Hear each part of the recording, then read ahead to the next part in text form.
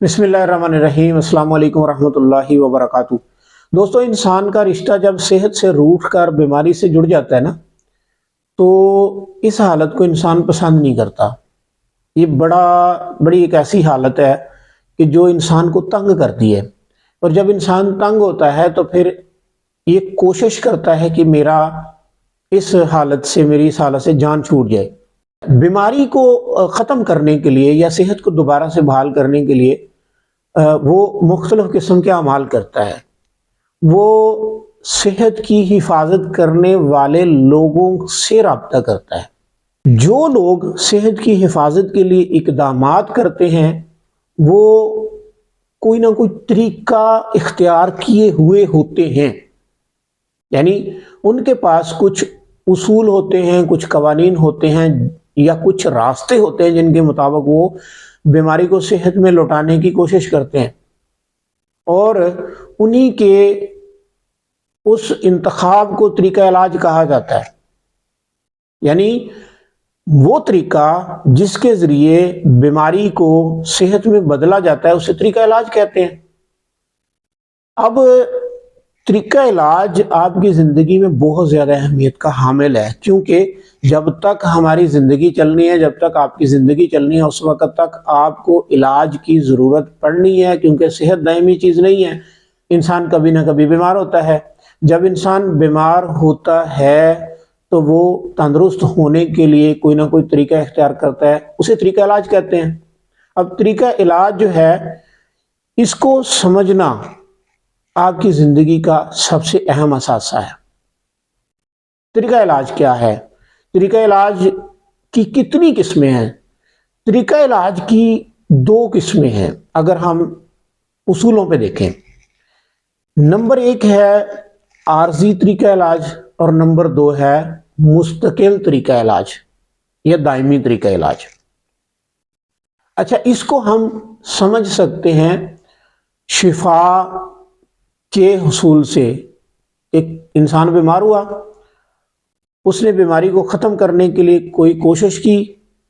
उस कोशिश के नतीजे में उसकी बीमारी या तो हमेशा के लिए ख़त्म हो जाएगी या चंद घंटों के लिए ख़त्म होगी, चंद मिनटों के लिए ख़त्म होगी। यही फ़र्क है आर्जी और मुस्तकिल तरीका इलाज में। इस वक्त दुनिया में मुख्तलिफ तरीके राइज हैं, मुख्तलिफ नज़रियात राइज हैं इलाज के नाम पे। मुख्तलिफ मकतबा फ़िक्र मौजूद हैं जिनमें चीदा चीदा जैसे कि होम्योपैथी है, जैसे कि आयुर्वेदिक है, जैसे कि तिब्बे यूनानी है, जैसे कि एलोपैथी है, इसी तरह साइकोपैथी है, क्रोमोपैथी है और बहुत सारे तरीका इलाज हैं जो बीमारियों को ठीक करने का दावा करते हैं। याद रखें कि तरीका इलाज वही हकीकी और फितरी है जो मर्ज के मुस्तकिल इलाज के लिए कवानीन या मर्ज के मुस्तकिल इख्तिताम के लिए, मर्ज को मुस्तकिल तौर पर ख़त्म करने के लिए कवानीन मुहैया करता है और जिन पर अमल करने के बाद इंसान की बीमारी हमेशा के लिए चली जाती है। वो तरीका इलाज हकीकी तरीका इलाज है। जबकि इसके मुकाबले में अगर आप किसी ऐसे तरीका को इख्तियार करते हैं कि जिसमें आपको शिफा तो फौरन हासिल हो जाती है, मिसाल के तौर पे आपके मैदे में दर्द है या आपके घुटने में दर्द है या आपके कंधे में दर्द है या आपके बाजू में दर्द है या कोई और प्रॉब्लम है आपके साथ जो सेहत की के हवाले से मुंसलिक हुई है, अब आप तो ज़ाहिर चाहेंगे कि ये आनन फानन ख़त्म हो जाए। अगर दर्द है तो आप चाहेंगे फ़ौरन ख़त्म हो जाए। अगर आपका हाजमा ठीक नहीं है, आप वॉमिटिंग हो रही है, तो आप चाहेंगे कि फौरी तौर पे ये ख़त्म हो जाए। तो उसके लिए आप कोशिश करेंगे। जब आप कोशिश करेंगे तो किसी तरीका को इख्तियार करेंगे। जब उस तरीका को इख्तियार करेंगे, उसके ज़रिए आप दवा करेंगे, तो एक सूरत ये है कि आनन फानन आपका मसला हल हो गया। अब अगर तो वो मसला हल होने के बाद हल ही रहता है, यानी दोबारा आप उस मर्ज में मुब्तला नहीं होते, यानी इससे मुराद ये नहीं है कि सारी जिंदगी आप उसमें मुब्तला नहीं होंगे, मतलब कभी कभार हो जाना ये अलग से बात है, ठीक है ना। लेकिन یہ نہیں ہے کہ آپ ٹھیک ہوئے ہیں 24 گھنٹے کے بعد دوبارہ بیمار ہو گئے ہیں۔ اگر آپ اس طرح کے معاملات سے نمٹ رہے ہیں یا اس طرح کے معاملات میں چل رہے ہیں، مثال کے طور پہ آپ کو الرجی ہو گئی ہے، آپ نے الرجی کے لیے کوئی اینٹی ہسٹامن میڈیسن لی ہے اور اس میڈیسن کو کھاتے ہی آپ کی طبیعت بالکل فریش ہو گئی ہے، لیکن 12-14 گھنٹے کے بعد آپ دوبارہ سے اسی مسئلے میں مبتلا ہو گئے ہیں اور یہ سلسلہ سالوں سے چل رہا ہے۔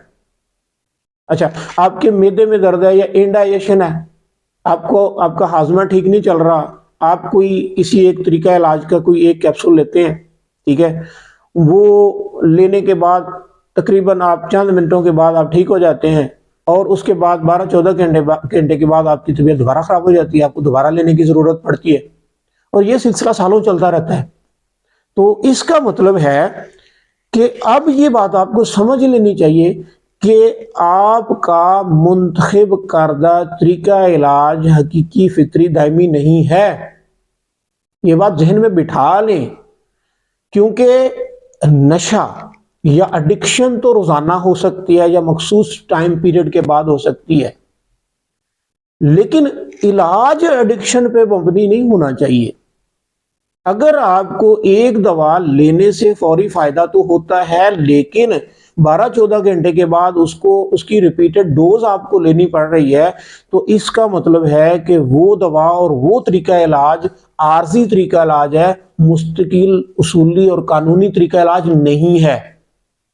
اور اگر آپ کسی ایسے طریقہ علاج کے ساتھ یا کسی ایسے طریقہ علاج کو آپ پسند کر رہے ہیں اور اس سے آپ فائدہ اٹھا رہے ہیں، تو یاد رکھیں کہ یہ اندر کھاتے بہت ساری بیماریاں پیدا ہونے کا نیا سبب بھی ہے، کیونکہ علاج تو یہی ہے کہ خرابی بنی ہے، آپ نے اس کو ٹریٹ کیا ہے، وہ ٹھیک ہو گیا تو بس ٹھیک ہو گیا، اللہ اللہ خیر صلاح۔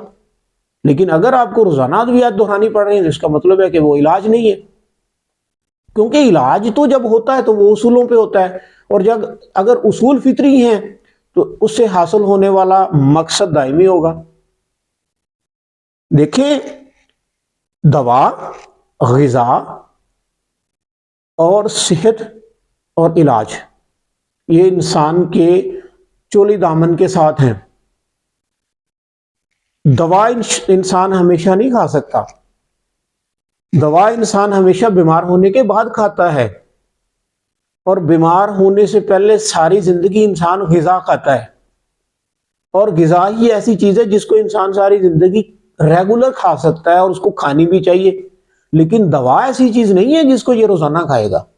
اگر آپ سالوں سے روزانہ کوئی نہ کوئی دوا کھا رہے ہیں تو پھر سوچ لیں کہ آپ کا منتخب کردہ طریقہ علاج غلط ہے۔ آپ کا منتخب شدہ طریقہ علاج اتنی صلاحیت نہیں رکھتا کہ وہ آپ کے مرض کو مستقل طور پہ ختم کرے، یا ہو سکتا ہے کہ وہ صلاحیت رکھتا ہو لیکن آپ کو ختم وہ کرنا نہیں چاہتا، اس کے پیچھے ہو سکتا ہے اس کے تجارتی مقاصد ہو سکتا ہے آپ کی الرجی کی روزانہ کی 1 روپے کی 1.5 روپے کی گولی جو ہے وہ آپ کے عوض کروڑوں اربوں ڈالر کا بزنس ہو۔